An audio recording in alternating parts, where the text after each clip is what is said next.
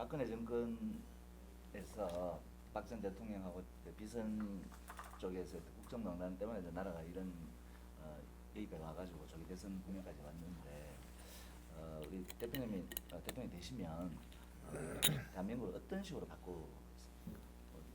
어떻게 개조하거나 어떻게 바꾸고 예, 지금 이제 다음 정부에서 해야만 되는 일이 크게 보면 두 가지 아니겠습니까? 예, 과거 청산과 미래 준비입니다.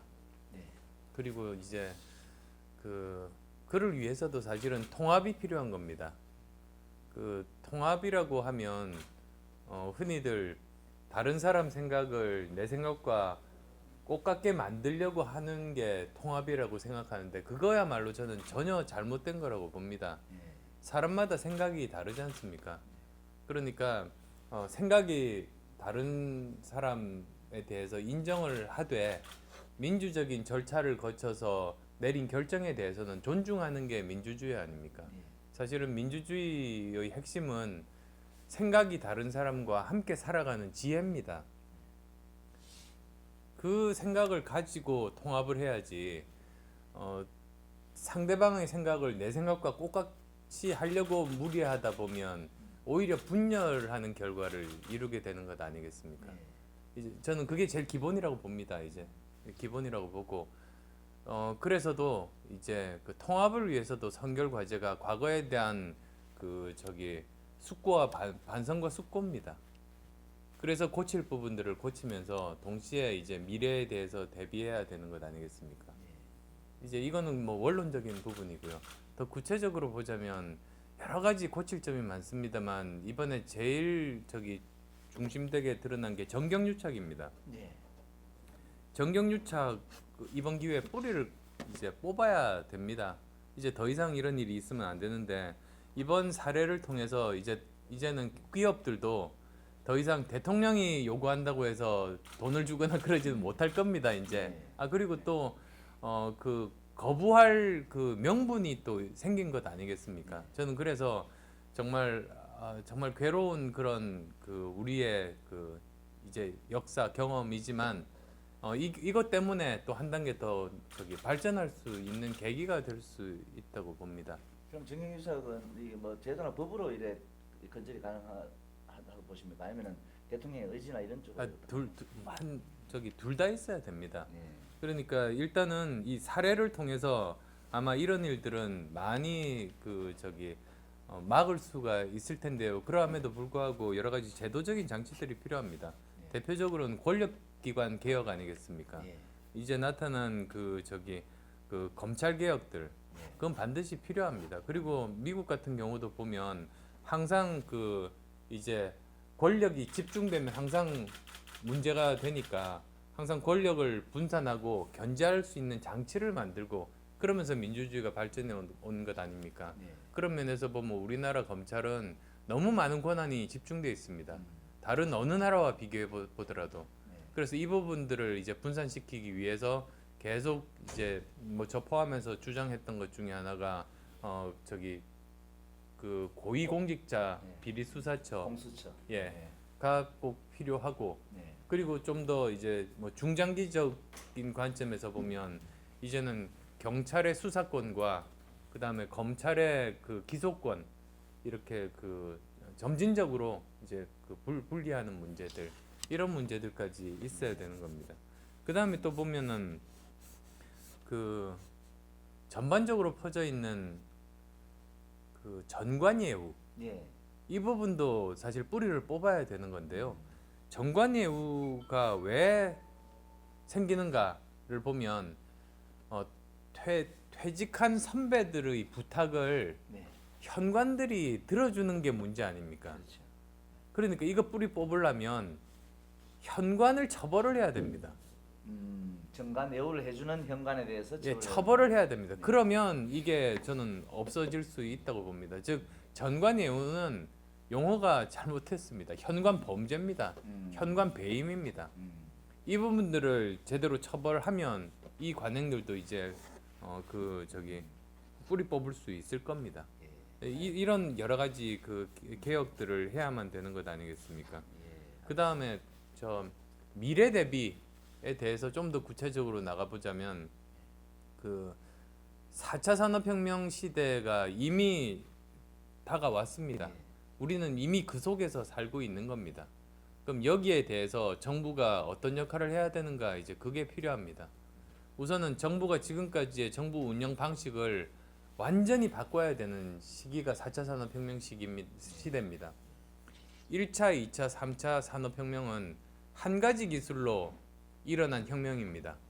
1차가 전기기관, 2차가 전기, 3차가 그 IT 기술입니다. 그러니까 미래에 대해서 어느 정도 예측이 가능한 겁니다. 이 한 가지 기술이 이제 그 가져올 미래의 변화는 어느 정도들 예측이 가능합니다. 미래의 인재상도 예측이 가능합니다. 그래서 1차, 2차, 3차 시절에는 정부가 미리 거기에 따라서 힘있게 끌고 가면 그게 훨씬 더 빠르고 효율적인 시대였습니다. 교육도 그렇게 끌고 가면 인재를 만들어낼 수 있었죠. 그 시대에 적합한. 4차는 아닙니다. 왜 4차는 그렇지 않은가? 4차는 한 가지 기술이 아니고 수많은 첨단 기술들이 동시에 발전을 하고 그것들끼리 우리가 예상하지 못한 형태로 합쳐지는 겁니다. 융합하는 겁니다. 그래서 4차 산업혁명이 뭐냐 하면 저는 한마디로 융합혁명 이렇게 말씀을 드리고 있는데요. 그 결과로 미래 예측이 불가능한 겁니다. 정부가 주도해서 끌고 나가면 안 됩니다. 미래 예측이 가능하지 않은데 엉뚱한 방향으로 갈 수가 있기 때문이거든요. 그럼 정부의 역할은 어때요? 그래서 정부의 역할이 완전히 달라져야 된다는 게 거기서 있습니다. 미래 인재상도 정부에서 정해서 교육시킬 수 없는 시대가 된 겁니다. 자, 그러면 어떻게 하는가? 이제는 민간에게 자율성을 최대한 줘야만 되는 식으로 바뀌어야 됩니다. 그러니까 옛날에는 정부가 앞에서 끌고 갔습니다. 이제는 뒤에서 밀어주는 정부가 돼야 됩니다. 지금까지는 결정은 정부가 했습니다. 이제는 민간이 결정하고 정부가 지원하는 형태로 가야 되는 겁니다. 그래서 4차 산업혁명 시대에 그 교육도 또 마찬가지입니다. 최대한 자율성을 부여하고 정부가 지원해 주는 형태로 가야 되는 겁니다. 그래서 이제 뭐 문재인 후보 같은 경우는 4차 산업혁명 시대에 대통령 직속 4차 산업혁명 관련한 위원회를 만들겠다고 하는데 그게 바로 옛날 방식인 겁니다. 그 말을 들으면서 저는 이거는 4차 산업혁명의 본질을 모르는구나. 본질에 대한 이해가 끌고 하는 의도로 예. 그러면 마치 창조경제 끌고 갔던 박근혜 정부와 똑같은 실패를 하게 됩니다. 그런데 지금은 실패하면 안 되는 정부입니다. 이제 그래서 본질에 대한 이해가 부족하구나. 저는 그걸 알았습니다. 오히려 민간에서 주도하고 정부가 지원하는 형태로 가야 됩니다. 알겠습니다.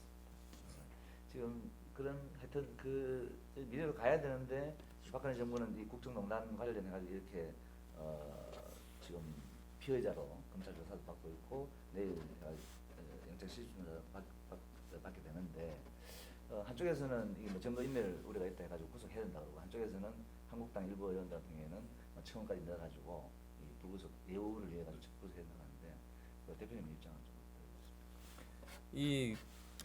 사실 이게 정치권에서 어떻게 하라고 강요할 사항은 아니지 않습니까? 이것도 역시 저는 옛날식 사고방식 아닌가 싶습니다. 전적으로 사실은 그거는 검찰과 법원의 몫입니다. 사법부에. 다만 이제 검찰과 법원에서 정말 공정하게 이 일을 법과 원칙 하에서 판단해야만 됩니다. 그걸 이제 뭐 다른 어떤 정치적인 고려를 한다든지 저는 이제는 그러면 안 된다고 봅니다. 그리고 이제 법이라는 건 만인 앞에 평등하지 않습니까? 그런 정신에 입각해서 이제 검찰과 법원에서 판단할 문제다라고 말씀드립니다. 지금 그 4개 정당의 후보들이 어느 정도 이제 윤곽이 잡히고 뭐 정해진 적이 있지만 우리 국민당에서는 또 안 대표님께서 가장 유력하신데 다른 대선 주자들에 비해서 안 대표님의 본인의 제일 강점, 제일 다른 후보에 대해서 제일 경쟁력은 뭐라고 보십니까? 저 사실 여러 가지 말씀드릴 수가 있습니다만 그 중에 하나가 미래에 대한 대비는 누구보다도 저는 잘할 수 있다고 말씀드립니다. 그러니까 4차 산업혁명 시대는 이제는 불확실한 미래에 대해서 국가적으로 중요한 현안들을 결정을 해야 되는 겁니다. 근데 그렇다 보면 1차, 2차, 3차 때는 전문가들 보고서 보고 결정해도 됐습니다. 근데 지금은 아닙니다. 지금은 전문가들과 토론을 직접 해서 국가를 위한 올바른 결정을 내려야 되는 지도자가 필요한 시대가 왔습니다. 근데 뭐 컴퓨터도 잘못 다루는 사람이 이런 일을 할 수는 없지 않습니까? 저는 전문가들과 토론이 가능한 사람입니다. 제가 의과대학 나와가지고 박사학위는 그 생명과학 쪽으로 박사학위를 했습니다. IT 전문가고 경영 직접 해봤습니다. 교육 현장에서 있었습니다. 그리고 이제 마지막으로는 서울대 융합과학기술대학원 원장을 했습니다. 4차 산업혁명이 융합혁명이니까 제가 그 일 관련한 일을 이미 했었던 사람입니다. 그리고 사례도 있습니다. 메르켈 총리가 물리학 박사입니다. 독일의 경쟁력은 메르켈 총리로부터 나옵니다. 메르켈 총리는 정말로 국가적으로 중요한 현안들을 결정할 때 바로 그 전날 기본적인 개념에 대해서는 충분히 자기가 숙지하고 소화하고 이제 함께 토의해서 결정을 내렸습니다. 그러다 보니 메르켈 총리가 처음에 취임했을 때보다 독일의 위상이 이제는 EU에서 독보적인 나라가 됐지 않습니까? 그게 쌓이고 해서 경쟁력을 가지게 된 겁니다. 그래서 그걸 하나 말씀드리고, 두 번째로는 저는 글로벌 감각 말씀드리고 싶습니다. 저는 미국에서 그 석사를 2번 받았습니다. 한 번은 펜실베이니아 대학에서 공학 석사를 받고, 또 한 번은 워튼 스쿨에서 MBA 경영학 석사를 했습니다. 그러다 보니 도널드 트럼프와 동문이 됐습니다. 그리고 이제 저는 일본에서 뭐 짧은 기간이긴 합니다만 의과대학에서 연구원으로도 있었고, 동경의 지사를 열어서 사업을 오래 했습니다. 그래서 문화에 대해서는 굉장히 이해도가 높습니다. 그다음 중국과도 마찬가지입니다. 그 V3를 중국에 판매를 하려고 하다 보니까 이게 보안 제품이어서요. 컴퓨터 보안 제품은 중국 공안부에서 인증을 받아야 되는 겁니다. 그 과정을 통해서 그 중국 정부와도 꽤 많이 소통하고 일을 했던 경험이 있습니다. 물론 상해와 북경에 지사를 두고 또 여러 가지 그 사업도 해봤습니다. 그래서 저는 뭐 그런 글로벌 경험이나 감각은 뭐 다른 후보들과 뭐 굉장히 차이가 있다. 알겠습니다. 그 점 말씀드립니다. 글로벌 후보면서 4차 산업혁명에 가장 맞는 예. 후보라고 하시는데, 그렇다 하더라도 결국은 이제 그런 부분들을 우리나라의 어떤 그 비전을 펼치려면 일단 당선이 되셔야 되는데, 예. 뭐 현실적 와서 지금 가장 그 각종 여론조사라든지 보면은 그 문재인 후보가 가장 앞서는 게 데이터상으로 계속 나오고 있고요. 이 다자구도로 갔을 때는 무조건 그 문재인 후보가 가장 앞서는 걸로 나오고, 단 우리 대표님하고 1대1 구도가 되면은 비슷하게 나오는 지금 그게 막 있는데, 급속하게 차이가 예, 좁혀집니다. 그게 뭐 이런 생각하는 게뭐 예. 100% 믿을 수 있는 부분은 아니겠지만, 예. 그런 당선 그걸 위해서 예를 들어 자유한국당 후보가 그 결정이 되고, 지금 그 바른정당이 그거는 그 유승민 후보가 돼 있는데, 그런 부분도 포함해서 뭐 연대를 한다든지 후보 단일을 한다든지 이런 부분은 전혀 고려하지 않고 있습니다. 어떻습니까? 고려하지 않고 있습니다. 네. 왜 그러냐면 일단은 그 박근혜 대통령 당선을 도운 분들은 그 다음 대통령이 되려고 나서면 안 됩니다. 사실 민주주의가 위대한 것은 책임지기 때문 아니겠습니까? 즉 어떤 정부가 제대로 잘 정부를 운영을 못했을 때 국민들은 책임을 묻습니다. 그래서 이제 그 정권이 이제 다른 정당으로 바뀌게 되는 겁니다. 그런 과정을 거쳐야 이제 이제 정권을 뺏긴 그 정당에서도 정말로 절치부심 노력해서 국민들의 눈높이 있도록 열심히 일을 하게 되는 겁니다. 그렇게 되면 또 그렇게 사실은 민주주의가 발전하는 것 아니겠습니까? 근데 만약에 엄청난 실정을 했음에도 불구하고 이렇게 정권이 바뀌지가 않으면, 다른 정당으로 이제 바뀌지가 않으면, 그러면 교만해집니다. 사실 저는 정치는 국민을 두려워해야만 정치가 발전한다고 보는 입장입니다. 그런 측면에서 보면 저는 그 이제는 지금은 이번은 그 책임질 때다라는 말씀을 드리고 싶습니다. 결국은 저 자유한국당이나 바른정당이 다 박근혜 정권의 어떤 디딤돌이 됐던 그 인물들이 다 들어가 있기 때문에 예, 거기하고 그래서- 어떤 연대는 안 된다. 그래서 지금은 책임질 때입니다, 사실은. 그러니까 대한민국 정치의 발전을 위해서 책임질 때입니다. 그리고 이제 그 지난 총선 때 경험이 있습니다. 지난 총선 때 보면 사실은 그건 국민들이 이제 그 선택하고 국민들이 만들어 주신 것 아니겠습니까? 그렇죠. 예. 저는 국민들이 현명하게 저는 판단하실 거라고 믿습니다. 즉 이제는 정치인들이 국민을 끌고 가는 시대가 아닌 겁니다. 네. 국민이 정치를 끌고 가는 시대입니다. 그러니까 이번 대선도 결국은 정치인들이 이렇게 판을 짜서 뭘 어떻게 결과를 바꾸기보다 국민들께서 그걸 만들어 주실 겁니다. 알겠습니다. 예. 지금 그 근데 좀 더 이제 제가 말씀을 예. 드릴게요. 그래서 국민들이 이제는 그러면 사실은 이제 아까 제가 말씀드린 대로 이제 박근혜 정부를 탄생시킨 분들은 이번에는 책임을 져야 된다고 제가 말씀드렸지 않습니까? 그러면 결국은 이제 제가 만약에 이제 그 경선에서 후보가 되면 저하고 문재인의 대결이 될 겁니다. 예. 그러면 이제 기준이 있지 않겠습니까? 누가 더 좋은 그 대통령감인가? 예. 그럴 때 저는 기준이 5가지 정도가 있을 것 같습니다. 그러니까 그것 자체가 사실은 누가 더 그 시대적인 과제를 해결할 수 있는 사람인가, 시대 정신에 맞는 사람인가, 예. 그걸 국민들이 판단하는 거지 않습니까? 예.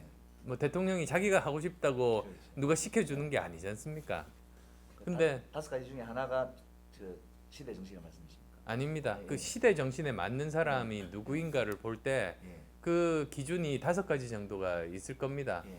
우선은 첫 번째가 정직하고 깨끗한 리더십입니다. 예. 이건 아주 기본 아니겠습니까? 그렇죠. 그래서 과연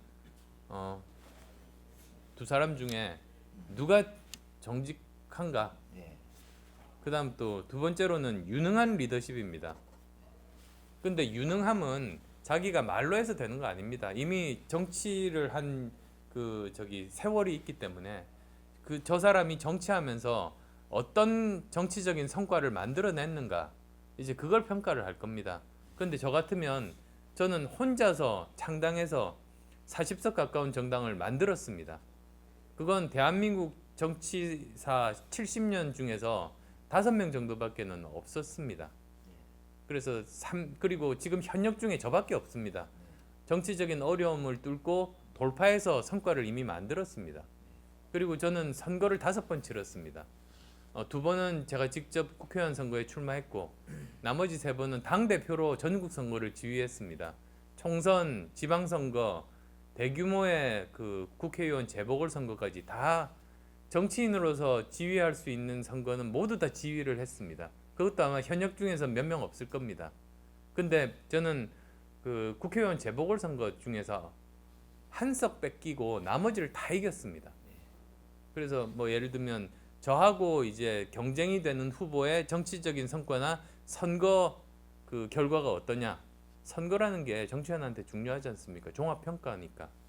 그걸 이제 한번 찾아보시면 이제 비교가 되실 유능한 겁니다. 후보라 하는 부분에서 이제 두 번째.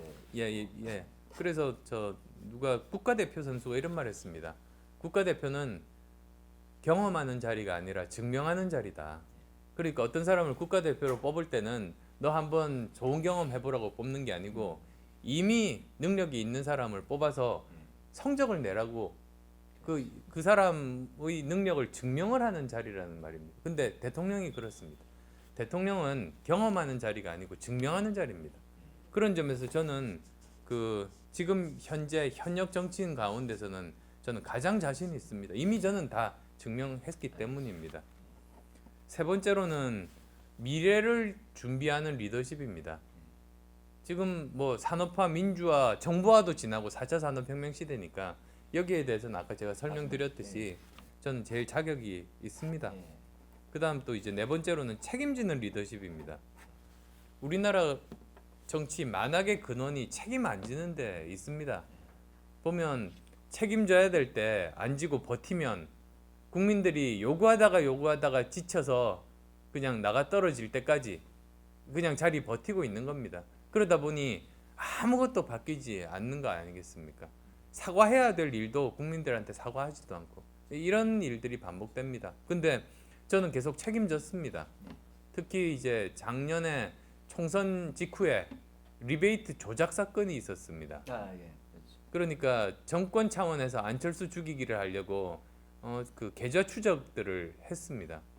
그럼에도 불구하고 이제 아무도 돈 받은 게 없다는 사실만 확인했는데도 언론에다가 리베이트라고 이렇게 퍼뜨려 가지고 고발까지 이렇게 여론몰이하고 고발까지 한 겁니다.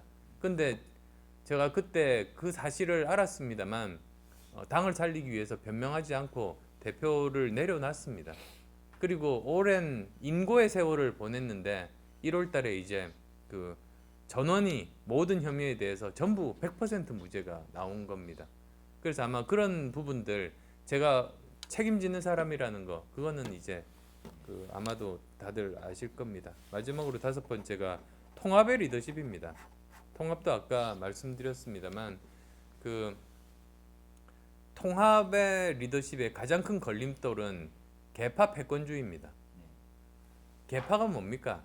끼리끼리 나눠 먹는 게 계파 정치거든요. 박근혜 정부의 실패의 가장 주요한 원인은 박근혜 대통령에게 있습니다만 그것만큼이나 큰 이유가 계파 정치 때문입니다.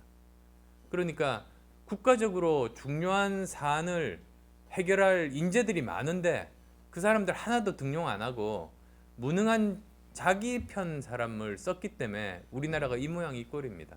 근데 만약에 다시 또 다른 계파로 국가를 넘기면 계파 정치의 결과는 무능하고 부패한 정권입니다. 그건 저기 끼리끼리 나눠 먹기 때문에 그럴 수밖에 없습니다. 그거는 뭐 피할 수 없는 그런 사실입니다. 또다시 그럴 수는 없지 않습니까? 그래서 이런 기준으로 판단하신다면 저는 선택받을 자신이 있습니다. 알겠습니다. 그 저번 2012년 저번 대선에서 우리 안에 대표님께서 문재인 후보한테 후보 자리 양보까지 했는데 불구하고 문재인 대표 문재인 대표 캠프 쪽에서 아직도 그때 당시 패배의 원인 중에 하나를 안철수 대표께서 적극적으로 도와주지 않았다라고 뭐 이래 그런데 그런 상황에서 지금 문재인 대표 그래도 가장 안 대표님 후보가 되시면은 가장 강력한 이 대책점이 있게 되는데 보시기에 문재인 대표의 문재인 후보의 가장 약점이라고 할까 가장 대통령에서 내가 그분이 되어서 안 되고 내가 돼야 되는데 그분의 어떤 문제라든지 문제점 약점은 뭐라고 보십니까? 글쎄요, 뭐 제가 직접적으로 말씀드리기는 적절하지는 않습니다. 네. 근데 이제 아까 말씀드린 그 사실은 정치하면서 제가 보니까 여의도 정치권에서 빠지기 쉬운 실수가 상대방만 바라보고 저 상대만 쓰러뜨리면 내가 이긴다고 착각하는 겁니다. 근데 그게 아니지 않습니까? 결국은 그 판단은 심판인 국민들이 하시는 겁니다. 그래서 이 지금 상대가 중요하기보다 오히려 국민들께 왜 내가 되어야 하는가? 나는 어떤 나라를 만들겠다는 자기의 비전, 그리고 자기만의 정책, 소신, 그리고 가치관, 우선순위 이런 것들을 이야기를 하는 게 저는 더 맞다고 보는 입장입니다. 그리고 이제 그러면 국민이 아까 말씀드린 5가지 기준 정도로 이제 판단하실 것 아니겠습니까? 그러니까 뭐 제가 말씀드린 5가지 기준에 따라 저는 제 설명을 했고, 그러면 문 대표는 이런 기준에 따르면 어떤 뭐 성적표를 받을 것인가는 국민들께서 판단하실 겁니다. 알겠습니다. 지금 우리 그 대구 경북에서는 현안 중에 그 대구공항하고 저 영남권 신공항 그게 무산되면서 대구공항하고 K2 기지를 같이 옮기는 통합공항 이전이 이제 추진되고 예, 예. 그것도 우리 지역에서 상당히 큰 현안이고 이런 부분인데 물론 뭐 대표님께서는 전국적인 그 대한민국 발전 방안에 대해서 큰 고민을 하셔야 되겠지만 대구 경북 지역 관련해 가지고 뭐 현안 발전 정책이랄까 뭐 어떤 혹시 공약을 생각하시는 게 있습니까? 예, 그 우선은 저는 이제 저희 집안 뿌리가 경북 영주시입니다. 네. 거기에 이제 안양사당 서수서원 다 있지 않습니까? 그래서 제가 매년 이렇게 계속 이렇게 방문합니다. 작년에는 안양 숭모제 방문해서 또 이제 집안 어르신들하고 이제 계속 뵙고 있는데요. 그래서 사실은 여러 가지 관심 있게 많이 봅니다. 근데 그 지금 지역 발전 안 되는 여러 가지 수많은 이유 중에 하나가 너무 많은 곳에 분산해서 사업을 추진을 한 것 때문이라고 저는 봅니다. 그래서 이게 어느 것 하나 제대로 된 성과가 없는 겁니다. 다른 지자체하고 비교해봐도 저는 지나치게 많습니다. 네. 그래서 이게 원칙적으로 저는 선택과 집중을 해야 된다고 봅니다. 그다음 또 두 번째로는 그 선택과 집중을 하려면 골라야 되는 거 아닙니까? 그 고르는 거는 그 세계적으로 어떤 산업이 지금 뜨고 있다고 해서 그냥 그걸 고르면 안 됩니다. 아무리 뜨고 있어도 우리 지역에 그 기반이 되는 인적인 자원, 물적인 자원, 인프라가 없으면 그거는 안 되는 겁니다. 그래서 다른 지역과 비교해 봐서 경쟁력이 있는 인적 자원, 물적 자원, 인프라가 있는 사업을 선택과 집중해야 된다. 이제 그게 두 번째 기준일 겁니다. 그다음 또 이제 세 번째 기준은 미래 산업이어야 합니다. 4차 산업혁명 시대에 맞는 미래 산업을 선택을 하면 그러면 이거는 이제 대구 경북 지역만이 아니라 우리나라가 먹고 살 수 있는 미래 먹거리로까지 발전할 수 있을 겁니다. 이제 그런 기준으로 저는 저 나름대로 이제 세 가지 원칙을 가지고 여러 사업을 한번 봤습니다. 예. 그래서 제가 제일 관심 많이 가진 사업 중에 하나가 의료 산업입니다. 의료. 예, 지금 이제 의료 복합단지 지금 있지 않습니까? 네. 근데 지금 저 R&D는 어느 정도 구축이 되고 있는데 이게 저기 산업단지가 아니지 않습니까? 네. 그 산업하고 아직 연결이 안 됐는데 이제 여기를 이제 본격적으로 발전을 시켜야 됩니다. 그리고 저는 약간 시야를 더 이제 대구 경북 지역만이 아니라 우리나라 전체를 놓고 보면 정말로 가까이 강원도 원주에 의료기기 산업단지가 있습니다. 네. 그다음 또 가까이 충북에 오송이 있습니다. 여기가 가만 보면 이게 의료산업 트라이앵글을 만들 수 있겠다 싶습니다. 그래서 각 지자체별로 이제 사업을 하다 보니 서로 경쟁 관계에만 있는데요. 이걸 국가가 잘 조율해서 시너지가 날 수 있게 하면 저는 세 곳 모두 다 정말로 큰 도움이 된다 그런 생각을 해봅니다. 그래서 이제 이 사업을 제대로 4차 산업혁명 시대에 맞게 발전시킬 수 있다는 확신이 있습니다. 그다음 또 두 번째로는 물산업입니다. 물산업 그리고 특히 보면 그 이미 외국에서는 도입하고 있는 그 스마트 워터 그리드가 예. 저는 관심이 많습니다. 그러니까 원래 스마트 그리드라는 개념은 전력 산업에서 나왔습니다. 전력이라는 게 생산과 소비가 서로 불일치합니다. 그래서 낭비 효율이 굉장히 심합니다. 중간에 저장할 수 있는 방법이 마땅치가 않아서 효율도 떨어지다 보니 그 계속 이렇게 그 낭비가 많았는데요. 그게 전력 산업의 특징인데 이걸 IT 기술을 이용해서 최대한 이제 효율화 시킨 게 스마트 그리드입니다. 근데 이걸 그 물산업에도 저는 도입해서 수량과 수질을 잘 이렇게 관리하고 맞출 수 있다고 봅니다. 이미 또 외국에서 말씀드렸듯이 사례가 있으니까요. 그래서도 이제 스마트 워터 그리드 사업을 본격적으로 이 물산업을 발전시키는 그 기술을 활용을 한다면 정말 글로벌 그 물산업 허브 역할을 할 수 있지 않을까 싶습니다. 그리고 또 뭐 물론 조금 전에 말씀하셨던 그 저기 공항 이전 부분도 저는 이미 그저께입니까? 그 TV 토론, 예, 예, 생방송 TV 말씀하셨죠. 토론에서 예. 이미 밝혔습니다. 제 예. 생각. 그건 정부에서 그 발표한 대로 추진돼야 됩니다. 예. 그리고 뭐 일부에서 우려하는 그 저기 중복에 대한 우려 같으면 그 우려 없게 하면 되는 것 아니겠습니까? 그런 세 가지 말씀. 예, 예. 마지막으로 그 대표님께서는 그 개헌 관련해 가지고 지금 당장은 그렇고 내년 지방선거에서 해야 되고 예, 예. 그 부분 다 국민들 손을 좀 모아야 된다는 예. 취지의 말씀하셨는데 좀 그 대표님의 어떤 입장 그 개헌의 방향 방식 예, 예. 방식은 혹시 뭐 어떤 예, 예. 개헌 꼭 해야 됩니다. 예. 그리고 다음 내년 지방선거 때 하는 게 그게 저는 맞다고 봅니다. 왜냐하면 국회에서 개헌하자고 하는 의원들은 많지만 강론이 아직 합의가 덜 됐습니다. 그 시간이 더 필요합니다. 그 다음에 또 이번에는 국민들의 그 저기 의견을 반영하는 기간이 꼭 필요합니다. 공론화 과정을 거쳐야 됩니다. 공론화 과정을 거치고 국민들의 의견이 거기에 반영이 돼야 이제 그 헌법에 대해서 국민들이 자기가 만들었다는 자부심과 존중이 생기게 되는 거 아닙니까? 30년 만에 개헌됐으니까 또 앞으로 30년 동안 개헌하기 힘들다고 생각하면 사실 이번에 공론화 과정을 꼭 거쳐야 되는 겁니다. 큰 방향은 세 가지가 꼭 필요합니다. 이제 첫 번째는 국민의 기본권 향상입니다. 두 번째는 그 획기적인 지방 분권 강화입니다. 그다음 세 번째로는 그 제왕적인 대통령제 폐해를 줄이는 방향으로의 권력구조 개편입니다. 그 세 가지가 이제 중요한데요. 우선 첫 번째로는 사실은 헌법도 보시면 제일 앞에 국민의 기본권이 나오고 그 다음에 권력구조가 나오지 않습니까? 즉 그 말은 무슨 말인가? 국민의 기본권을 제대로 그 보호하고 향상시키기 위해서 권력이 있는 것 아니겠습니까? 지금 빠진 게 굉장히 많습니다. 예를 들면 국민의 안전에 대한 국가의 책무라든지, 그 다음에 또 국민의 그 복지를 위한 국가의 책임 규정이라든지, 또 이제 87년에 만들어지다 보니 IT 기술 발달 전이어서 IT 정보 인권에 대한 부분이라든지 이런 게 다 빠져 있는 겁니다.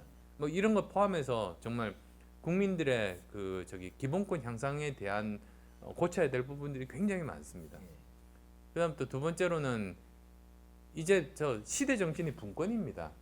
4차 산업혁명 시대의 시대 정신도 분권입니다. 그게 기술적으로, 사회적으로, 그리고 우리 역사적으로 분권하는 방향으로 가야 됩니다.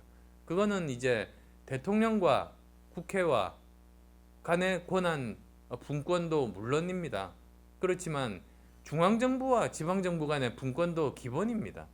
지금보다 훨씬 더 그 중앙정부가 할 수 있는 사무, 재정 권한, 그리고 입법권 이런 것들 더 강화하는 방향으로 이제 헌법에서 제대로 근거들을 다 만들어 놔야 됩니다. 그리고 이제 세 번째로는 그 지금 하시는 건 지방 정부의 권한을 넘겨준다. 아니 그럼요, 당연히 그 분권입니다. 그러니까 그 중앙 정부가 중앙 집권적으로 가지고 있는 권한을 지방 정부에다가 줘야 됩니다. 그런 분권이 이제는 저 시대적인 저는 시대 정신이라고 봅니다. 저는. 그다음 또 세 번째로는 그 권력 구조 문제입니다. 지금 제왕적인 대통령제 권한들을 이제는 축소시켜야 됩니다. 그러면 이제 지금 대안으로 떠오르는 게 세 가지 정도인데요. 권력 축소형 대통령제. 그 다음에 그 저기 뭡니까 그 의원 내각제 아니면 저기 이원 집정부제 이렇게 있는데요. 저는 의원 내각제는 지금 아니라고 봅니다. 왜 그러냐면 그 일단은 국민들이 그 국회에 대한 신뢰도가 너무 낮습니다. 지금 거기다가 국회도 사실은 협치 서로 합의하고 그러니까 대화와 타협을 하는 그런 정치 문화가 아직은 좀 더 성숙돼야 됩니다. 그런 경험들이 쌓여야만 됩니다. 그래야 이제 가능한 건데 지금은 아직은 그 아니다. 시기상조다. 예라고 봅니다. 그럼 남은 그 두 가지가 있지 않습니까? 이원집정부제하고 권한 축소용 대통령제. 그 이제 두 가지는 제가 열어놓고 있습니다. 가능성. 둘 다 좀. 가능성 열어놓고 하지만 지금 일부에서 주장하는 대로 지금 그 의원 내각제는 아니다. 그건 아니고. 예라고 그 말씀드립니다. 사년주임제도 얘기 좀 있지 않습니까? 사년 중임제는 그 저기 뭡니까 권한 축소용 대통령제를 결정했을 때 이제 임기 논의로 넘어가는 겁니다. 네. 근데 저 그것도 아직 안 정해졌는데 임기로 넘어가는 거는 아니라고 봅니다. 뭐 이제 내일 투표도 있고 뭐 많이 바쁘실 건데 시간 뭐 예.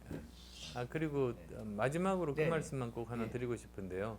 지금 이제 완전 그 국민 경선은 처음 도입하는 겁니다. 예. 그러니까 지금까지는 당원이거나 미리 신청한 사람들만 투표가 가능했습니다. 그래서 그 진입 장벽이 높았습니다. 근데 이번에는 그 당원 아닌 사람도 그냥 신분증만 있으면 미리 신청하지 않아도 그냥 그 장소 가서 투표하실 수가 있습니다.